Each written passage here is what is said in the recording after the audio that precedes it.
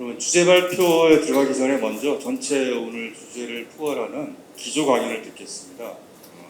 독립국가 건설의 이상과 지향이란 제목으로 기조 강연을 해주실 이준식 전 독립기념관장님을 모시겠습니다.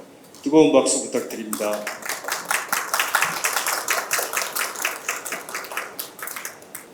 예, 소개받은 이준식입니다. 최근 한 10년 사이에는 늘 PPT를 띄워놓고 발표를 하다가 이번엔 과감하게 PPT 없이 그냥 한글로 작성한 자료를 보고 이야기를 하자고 마음을 먹었습니다. 그 이유는 따로 말씀 안 드릴 거고요. 어쨌거나 이 학술회의를 처음 기획할 때 제안한 사람이어서 한국 사회에서 그런 말이 있잖아요. 말 꺼내면 그 사람, 처음 말 꺼낸 사람이 항상 책임을 지게 돼 있다고. 그래서 제가 기조발제 역할을 맡았습니다. 기조발제를 하기로 하고 좀 고민을 한 게 독립운동가들이 꿈꾼 나라. 독립운동가 그러면 한두 분이 아니라 지금 대한민국의 이름으로 독립유공자로 인정받은 분이 한 17,000분 정도 되고요. 실제로 독립운동 하신 분들은 저는 100만 명이 넘는다고 이렇게 주장을 하는데 그분들의 꿈을 20-30분 안에 정리해서 말하는 게 과연 가능할까? 라고 고민을 하다가 그래도 가능하다는 생각을 결론을 내렸습니다. 몇 가지 단어로 압축하면 되겠다. 그래서 제가 지난 한 20년 동안에 계속 주장한 게 독립운동은 단순한 독립운동이 아니라 민주주의와 관련돼 있고 통일과 관련돼 있다. 그리고 평화와 관련돼 있다. 이런 주장을 했기 때문에 처음에는 민주, 평등, 평화 세 단어를 중심으로 해서 하면은 각각 한 장씩 하고 한 챕터씩 하고 이렇게 발제를 하면 되겠다고 문건을 작성하다 보니까 이게 너무 길어지는 겁니다. 잘 요약이 안 돼서 처음에는 생각나는 대로 글을 썼더니 이미 원고지 매수로 300매가 넘어서 이건 도저히 안 되겠다. 과감하게 둘은 빼자. 하나만 선택하자. 그래서 선택한 게 민주라는 단어입니다. 민주공화국을 만들려고 하는 꿈 안에 평등과 평화도 모두 포괄되는 것으로 볼 수 있겠구나라는 생각이 들어서 민주라는 두 글자를 중심으로 해서 독립운동가들이 꿈꾼 바를 정해진 시간 안에 얘기하도록 하겠습니다. 잘 아시겠지만 12월 3일 날 엄청난 충격을 받았습니다. 저뿐만 아니라 많은 대한민국 국민들이 적어도 기본 상식이 있는 민주주의에 대한 기본 신념이 있는 국민들은 엄청난 충격을 받았을 텐데요.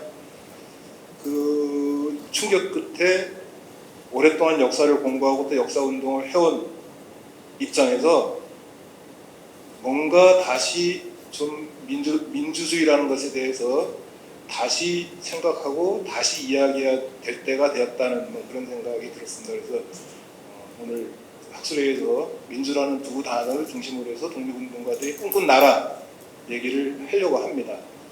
그래도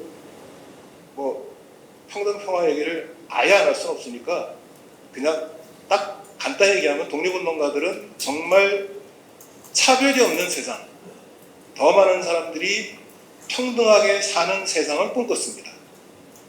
독립운동가들 가운데 우리가 독립하고 난 다음에 나라의 주권을 되찾은 다음에 있는 사람이 없는 사람을 차별하는 나라를 만들겠다고 생각한 독립운동가는 없었다고 저는 단언합니다. 모든 독립운동가들이 차별이 없는 평등한 세상을 꿈꿨습니다. 또 하나, 독립운동가들은 우리가 일종의 식민 지배를 받고 있었기 때문에 민족과 민족 사이, 나라와 나라 사이에서도 억압이 없는 세계를 꿈꿨습니다. 억압이 가장 극단적으로 나타나는 게 전쟁이죠. 그래서 독립운동가들은 전쟁이 없는 세상을 꿈꿨습니다. 그러면 이런 반론을 제기할 수 있을 겁니다. 독립운동가들은 독립전쟁 하지 않았습니까? 전쟁하면서 무슨 전쟁이 없는 세상을 꿈꿉니까?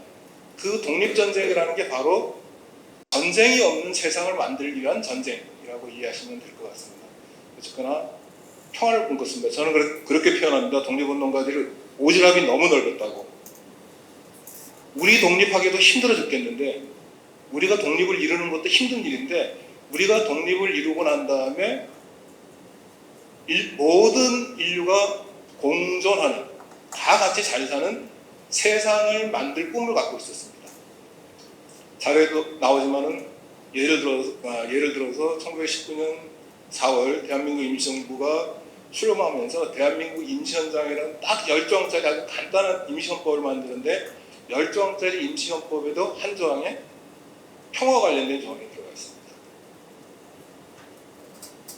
독립운동가들이 단체를 만들고 할 때 강령을 제정하는데요. 강령이라는 게 기본적으로 그 단체가 지향하는 바를 압축한 건데, 강령 가운데 평화와 관련된 내용이 없는 그런 독립운동 단체는 없다고 보시면 됩니다. 늘 평등과 평화를 지향했다, 이런 말씀을 그래도 간단하게 드리겠습니다.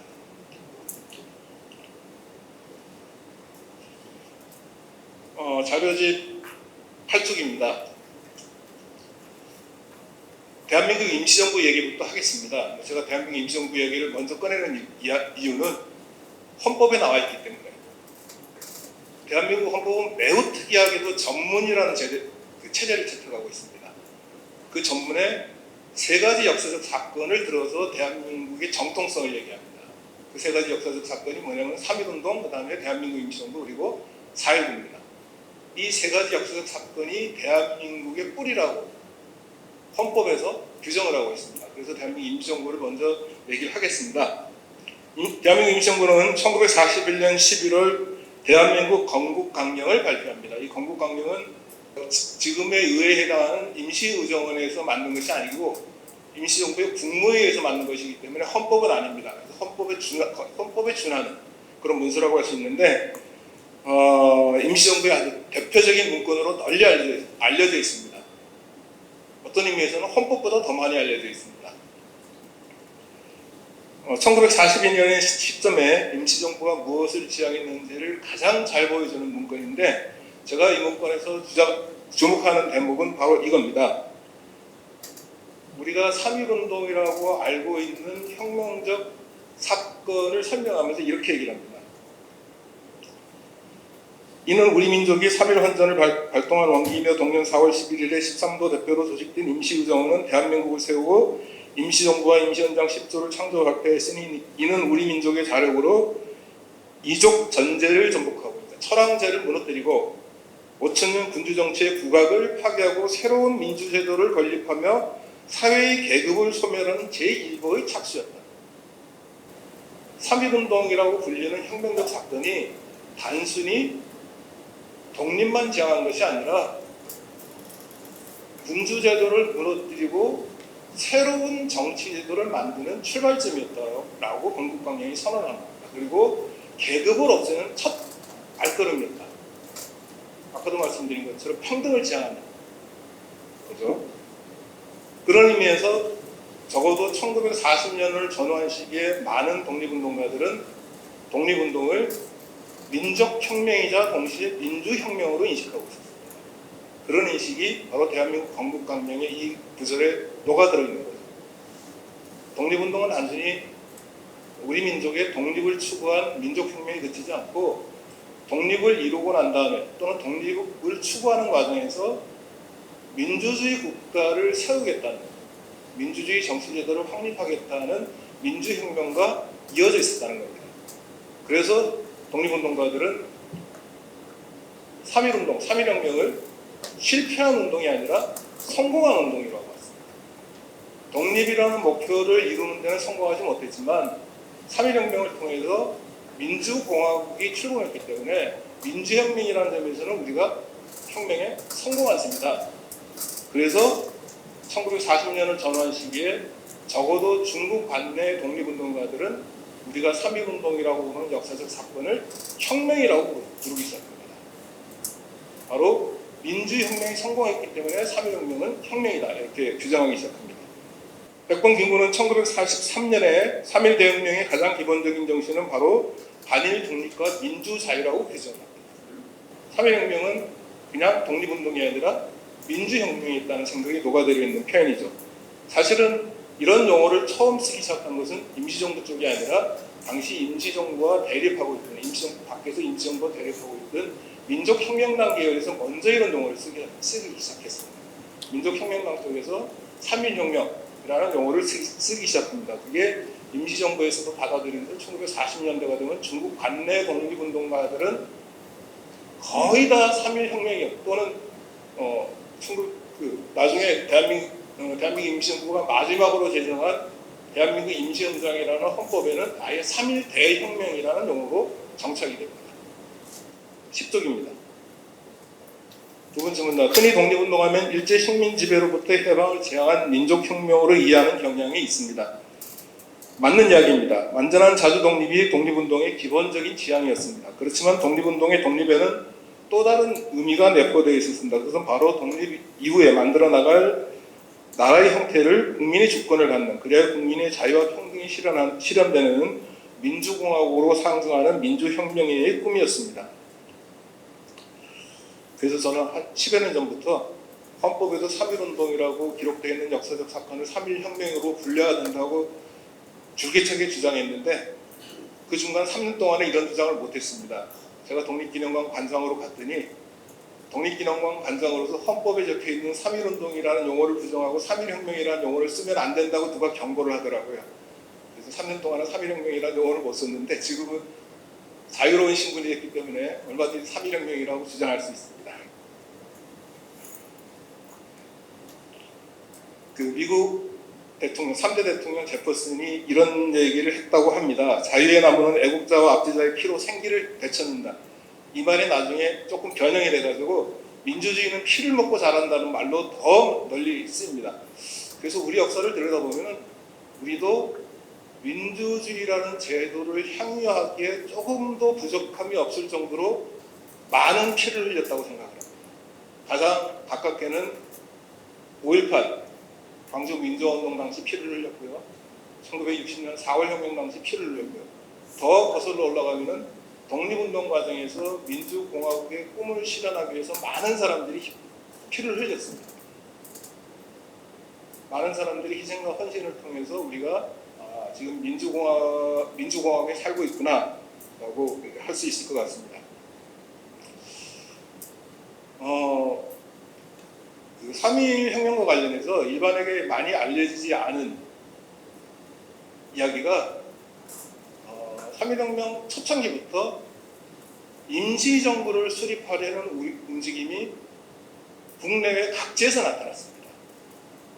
그러니까 3.1 독립선언과 만세 시위는 단순히 그냥 독립만 외친 것이 아니라 군주제를 대신하는 새로운 형태의 나라를 만들려는 꿈과 직결되어 있었습니다. 이를테면 독립선언과 만세 시위가 일어난 다음 날 3월 2일 날 천도교 쪽에서 조선독립신문이라는 지하신문을 발간하는데 그 지하신문에 따르면 지금 한간에는 가 대통령 선거를 통해서 가 정부를 구성한다는 이야기가 있다 라는 기사가 실립니다. 그러니까 천도교 쪽에서 이미 임시정부를 수립하려는 움직임이 있다는 정보를 갖고 있다는 얘기가 되죠. 더 나아가서는 천도교 쪽에서 실제로 그런 임시정부를 만들려고 했습니다. 천도교만 그런 것이 아니라 여러 지역에서 임시정부를 수립하려는 움직임이 있었고 그것이 가장 성공적으로 결실을 맺은 게 우리가 잘 아는 1919년 4월 11일에 대한민국 임시정부의 출범입니다. 그러니까 3.1 혁명만 하더라도 단순히 독립만 목표로 한 것이 아니라 독립 이후에 어떤 나라를 만들려고 할 것인가에 대한 꿈이 이미 반영되고 있었다는 겁니다.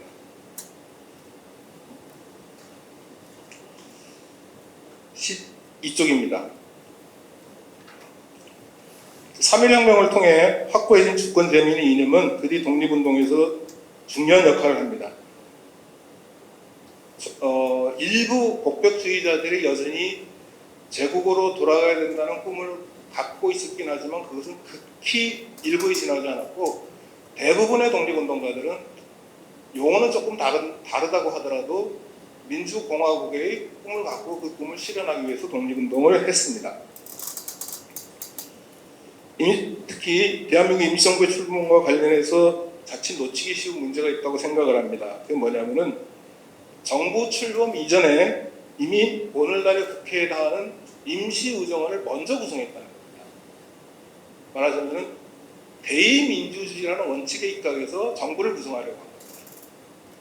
그래서 1919년 4월 12일 중국 상하이에 모인 독립운동가들은 서로 각 지역 대표를 자임했습니다. 물론 선거를 통해서 선출된 대표는 아닙니다. 그럼에도 불구하고 나는 경기도 대표요, 나는 충청남도 대표요. 그래서 각 지역의 대표가 모여서 먼저 임시의정원을 구성하고 난 다음에 임시의정원에서 나라 이름을 정하고 헌법을 제정하고 난 다음에 그 다음날 정부를 출범시킵니다. 우리가 아는 민주주의 원칙에 입각한 나라를 만들려고 한 거죠. 이 임시의정원에서 헌법을 만드는데 임시헌법이기 때문에 대한민국 임시헌장이라는 이름을 붙였습니다. 그 임시헌장 제1조가 바로 대한민국은 민주공화제로 함입니다. 그래서 우리 역사상 처음으로 민주공화제 국가로서의 대한민국이 출범합니다. 이 대한민국 임시헌장 제1조를 통해서 이제 군주제 국가는 완전히 구성이 됩니다. 우리가 독립하더라도 제국으로 돌아가진 않는다. 군주가 주권을 갖는다. 또는 입헌민주주의로 돌아가지 않는다. 군주제와의 단절을 선언한 헌법입니다. 우리 역사상 처음으로 대한민국이라는 처음으로 등장한 대한민국이라는 나라 이름에는 주권재민의 민주혁명의 꿈이 담겨 있었습니다. 그리고 이 헌법 조항에서 또 특히 주목되는 것은 3조입니다. 대한민국의 인민은 남녀 기천 및 빈부의 계급이 없고 일절 평등입니다. 대한민국 인민은 모두 평등하다고 선언하는데요. 저는 이 조항 가운데서 특히 남녀 평등이 굉장히 중요한 의미를 갖고 있다고 생각을 합니다. 정말 우리 역사상 처음으로 남녀 평등을 선언한 문서입니다. 신문제는 이미 대한제국 시절에 법적으로는 철폐가 됐습니다. 근데 남녀 평등은 처음으로 선언했고요. 5조에서 대한민국의 인민으로 공민 자격이 있는 자는 선거권 및 피선거권이 있음이라고 규정을 합니다. 이 3조와 5조를 합하면 그래서 우리 역사상 처음으로 여성에게 참정권이 부여가 됩니다. 그래서 임시의정원 초기에 김마리아 선생이 우리나라 여성으로는 처음으로 의원이 됩니다. 또 한 가지 주목해야 될 것은 대한민국 임시헌장이 대한민국의 주체를 인민으로 규정했다는 겁니다. 오해를 피하기 위해서 당시 인민이라는 용어는 지금 우리가 일반적으로 쓰는 인민과는 조금 다른 의미입니다. 지금은 국민이란 말로 쓰고 있는 것을 당시는 인민이라고 불렀습니다. 대한민국의 주체를 인민이라고 불렀는데 그냥 인민이 아니라 싸워서 자기의 권리를 획득하는 주체로서의 인민입니다. 아까 대한민국 임시헌장에서 여성의 평등권을 규정하고 여성의 참정권을 인정하는 조항을 넣었다고 그랬는데 이 당시 상하이에서 발간되는 독립신문이나 독립운동가들이 남긴 발언을 보면은 왜 여성의 권리를 인정해야 되느냐? 여성이 3.1혁명 과정에서 싸웠다. 심지어는 이런 기사가 나옵니다. 대한 독립을 위한 첫 번째 피는 여성에게서 흘렀다. 이거는 사실은 허위 기사입니다. 여성이 첫 피를 흘렸다는 기록은 어디도 없습니다. 그런데도 그런 기사가 나올 정도로 여성이 독립선언에 참여하고 거리에 만세 시위에 참여했다는 사실을 당시 독립운동가들이 주목을 한 겁니다. 여성이 이미 독립을 위해서 싸웠다. 자신들의 권리를 위해서 싸웠다는 사실을 주목하고 여성에 대한 적극적인 평가를 하기 시작한 것입니다.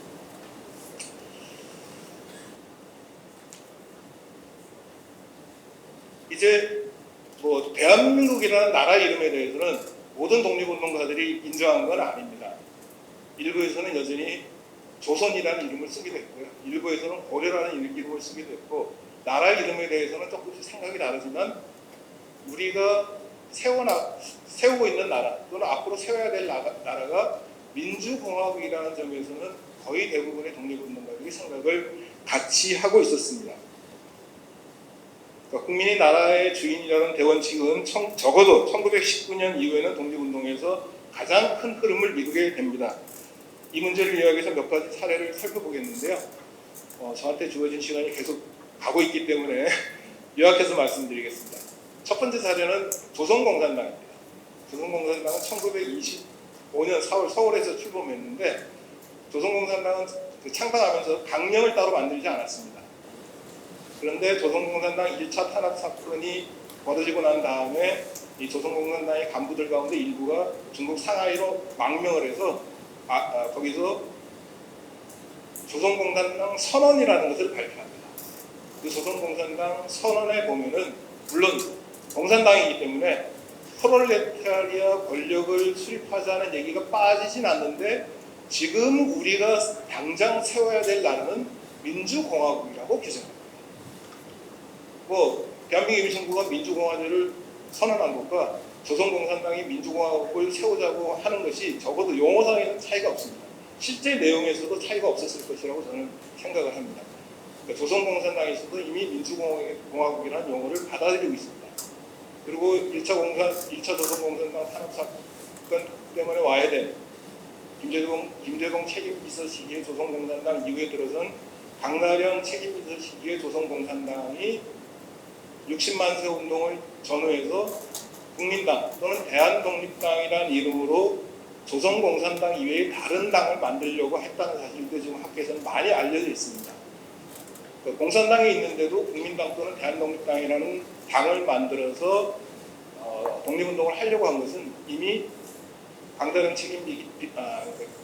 책임비서 시기에도 조선공산당이 프롤레타리아 권력을 지향한 것이 아니라 더 많은 사람들이, 더 많은 인민이 참여하는 민주공화국의 꿈을 계속 갖고 있었기 때문이 아닌가 저는 그런 생각을 합니다.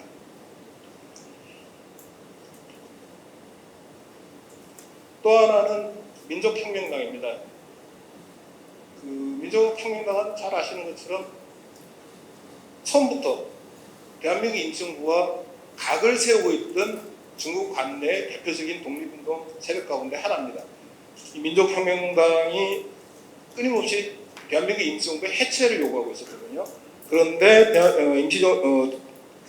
조선민족혁명당도 창당 당시 제정한 당위를 통해서 정치, 경제, 교육의 평등의 기초를 둔 진정한 민주공화국을 건설한다는 것을 내세웁니다. 민주공화국 앞에 진정한이라는 수식어를 덧붙인 이유가 뭔지는 모르겠지만 적어도 민주공화국이라는 용어를 민족혁명당도 쓰고 있었다는 겁니다. 이미 민주공화국이라는 5글자는 독립운동 진영에서는 이미 시민권을 획득하고 있었습니다. 조금 뒤에 일이긴 하지만 19쪽입니다. 민족혁명당에서 갈라져 나와 중국 관내 화북지방에서 중국 공산당과 함께 항일 투쟁을 벌이던 화북조선 독립동맹도 강령에서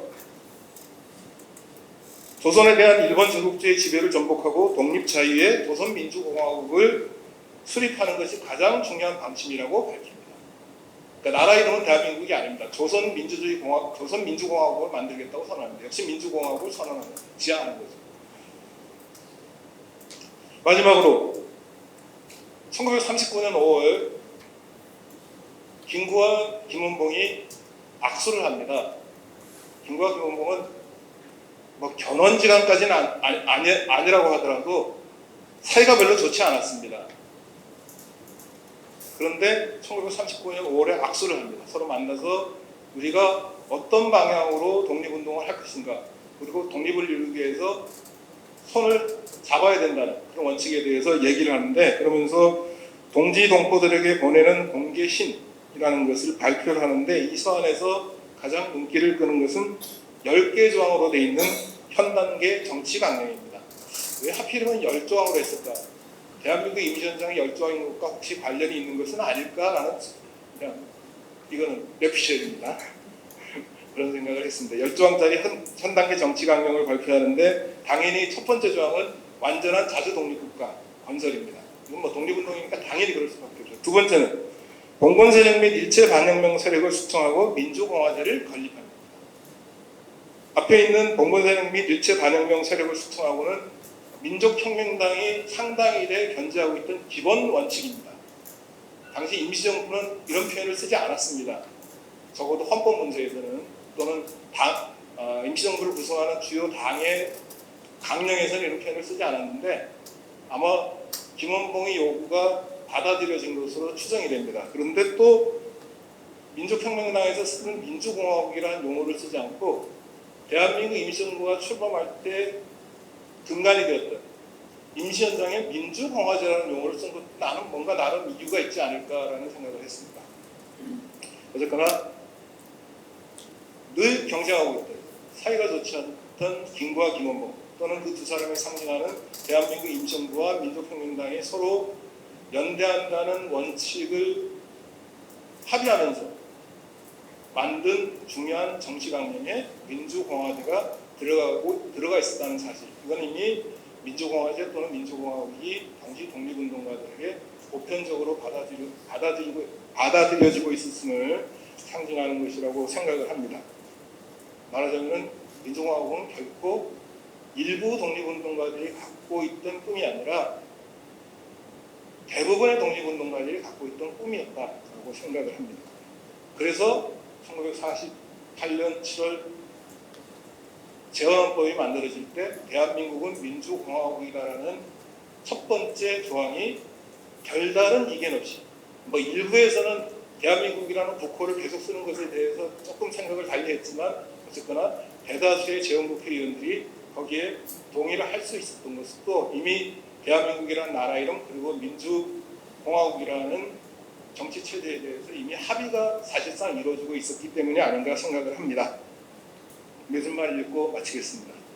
올해는 광복 80주년을 맞이하는 뜻깊은 해입니다. 80주년을 기리는 방식은 다양합니다. 그러나 헌법정문에 적혀있듯이 3.1운동으로 건립된 대한민국 임시정부의 법통, 곧 독립운동을 계승한 대한국민으로서는 민주공화국 대한민국의 뿌리에 대해서 다시 성찰하는 기회로 삼아야 한다고 생각을 합니다. 우리가 당면하고 있는 최대 과제가 12.3 내란의 극복과 청산이라는 것을 생각하면 더 그렇습니다. 우리가 누리는 민주주의는 남이 준 선물이 아닙니다. 미국이 선물한 것도 아니고 하물며 일본 제국주의자들이 남긴 유산은 더더욱 아닙니다.